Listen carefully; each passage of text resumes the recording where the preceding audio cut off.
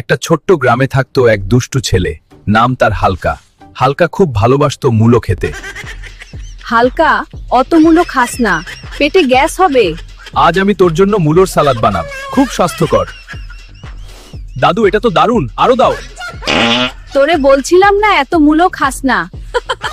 দেখলি তো, হালকার মূলো খেয়ে পা হয় হালকা লজ্জায় লাল হয়ে গেল। এ তো প্রকৃতির নিয়ম, মূলো খেলে গ্যাস হবেই, কিন্তু স্বাস্থ্যের জন্য ভালো। রাত অনেক হয়েছে, চলো ঘুমাই। চলো চলো।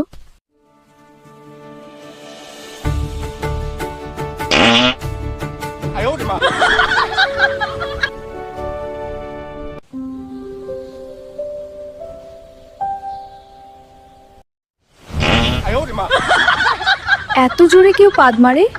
এটা মূলার গুণ। কালকে থেকে তুমি আর মূলা খাবে না। মূলো গাছ উঠিয়ে ফেলে দিচ্ছ কেন? রাতে পাদ মারবার সময় মনে থাকে না, মূলা গাছ উঠিয়ে না ফেললে তুমি তো মূলো খাবেই, তার জন্য ফেলে দিলাম। ইস, কি গন্ধ রে বাবা! মূলা আর খেতেই রাখবো না, সব উঠিয়ে ফেলেছি। এরকম মজার মজার ভিডিও পেতে একটা লাইক করে দাও, আমাদের চ্যানেলটা সাবস্ক্রাইব করে দাও, একটা শেয়ার করে দাও। দেখা হবে আগামী ভিডিওতে। ধন্যবাদ।